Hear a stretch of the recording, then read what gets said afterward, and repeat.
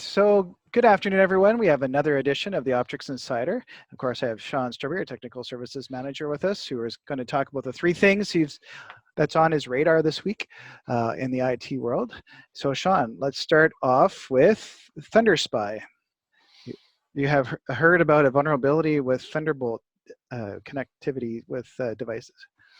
Correct, yeah. So it's been given the name ThunderSpy, but it is basically leveraging the ability of a Thunderbolt or USB Type-C device to have direct access to memory. So there is supposed to be a security model around Thunderbolt and USB-C, but the evil maid attack, where you leave your laptop in the hotel room and an evil maid comes in and does something to your laptop, and then when they leave, you come back and your laptop looks the same. It was powered off. It still unlocked or still locked like it was, but now because of what they did in the meantime, your device is now compromised. The 5-minute video that I saw, gentleman was able to take a locked device, and through some fairly simple things that he had on him, was able to update the firmware for the Thunderbolt chip so that it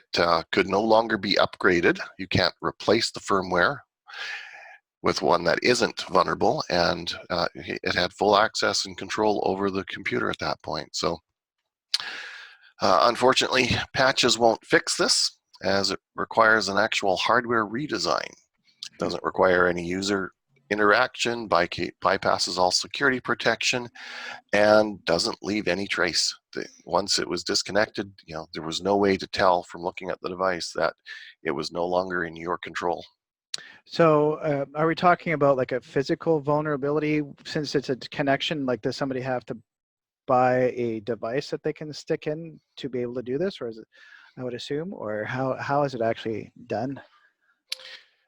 In this case, they actually took the bottom off the laptop and used a connection to a specific chip, and they were able to, at that point, talk to the firmware on that chip, the USB controller, and update it to be evil. Interesting. So you'd have to have a pretty savvy maid in a hotel to be able to do that. But yeah, it's called an evil maid, but it's somebody pretending to be the maid who's evil.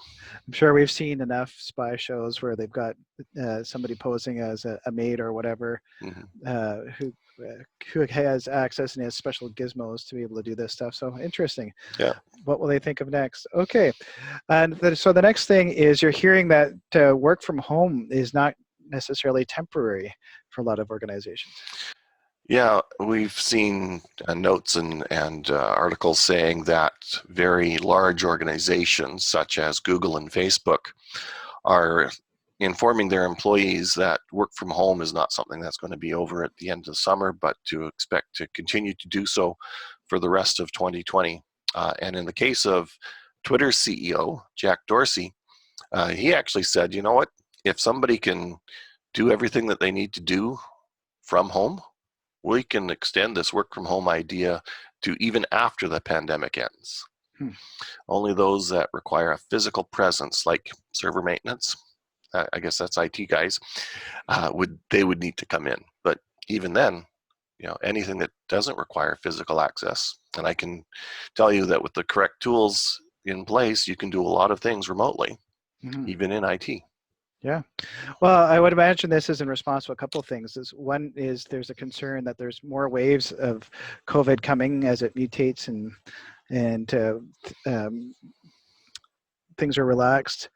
So that's one thing. But then the other thing is, just from an efficiency perspective, if work from home is proving to be just as good, if not better, then there'll be, from a commercial, what's the word I'm looking for? Real estate. Yeah, that's what it is.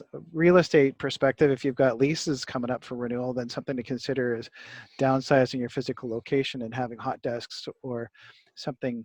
Ultimately, it's forcing the way we do business, and which isn't necessarily a bad thing. It just means there's going to be an adjustment period. But interesting, and we'll see. So what you're seeing is that people might be working at home till the end of the year and maybe into 2021. I guess we will have to see how everything shakes out.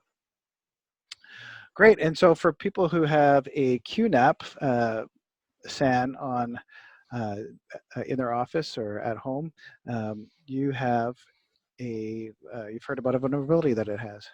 Correct, yeah. QNAP's actually announced this, but the security researcher did what was proper in the industry, and that's called responsible disclosure, where they found out about the vulnerability.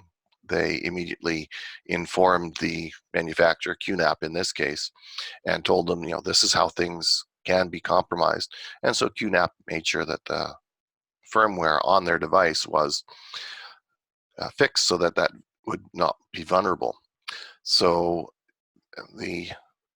that highlights a couple of things. I think we talked about it last week, that patches, especially at the desktop, happen fairly quick, but these appliances, they tend to maybe take a little longer. So first thing is to patch now. And I know from managing some QNAP devices that we manage, that there is a wonderful notification system that will send you an email if it's properly set up, just to say, hey, new version of the firmware is available. Because these things you tend to just put in the back room, configure it and use it, and it does its job, and it does it very well. So it's not just QNAP devices, it's all devices that should be patched. The other thing that was highlighted in this article was that they're thinking 450,000 devices are vulnerable because they've been made or they've been exposed to the internet. Somebody has come and said, oh, this is a great idea. I have all my files in a central location, but let me make it available to me when I'm remote. And it's a very simple little firewall port forward rule, and now the device is accessible anywhere from on the internet. But that's the problem. It's now accessible to anyone on the internet. So while it is very simple and easy to do something like that, maybe think how to secure things properly. Put in a VPN. QNAP devices now have the ability to be a VPN endpoint. So instead of exposing the entire web interface and file manager of the QNAP device, or any NAS device for that matter, maybe use its built-in VPN capability. So if you need a file, you have to authenticate, you have to use the right software, maybe you have some two-factor authentication, and only then, sure, it's a few more hoops to jump through, but it's a lot more secure than allowing Mr. Hacker from literally anywhere in the world to now have access to the files that you're saving. I'm assuming that if you're saving them, they must be important to you. Yeah, good point. And a correction, I call the QNAP a SAN when it's actually a NAS, Yes. network attached storage. So interesting. Yeah, I think with as you pointed out last week, with a lot of these set it and forget it type devices, you don't necessarily think about going back and patching it, making sure it's got the updated firmware. Plus, a lot of these devices have also, because you set it and forget it, haven't been rebooted in a long time. They've been up for, so as you like to refer to it, therapeutic reboot is always a good idea every once in a while. Yes. Interesting. Cool. So those are the top three things. We've got ThunderSpy, so vulnerability with the Thunderbolt devices. We've got work from home. Expect that you could be working from home till the end of the year, and if not into the new year. So it'll be interesting to see what your organization decides to do. And of course, if you have a QNAP NAS or any other, well, specifically it has a vulnerability, but a good reminder for all your set it and forget it type devices, make sure you do look at them, patch them on a regular basis. Great. Correct. Great. Well, if you find these videos useful, and we would love it if you like, shared, and subscribed so you know when new ones came out. And of course, please leave us a comment if you have a comment or you'd like have a question that you'd like Sean to address in a future episode. So thank you for spending some time with us today, and we look forward to seeing you next week. Take care. Bye for now.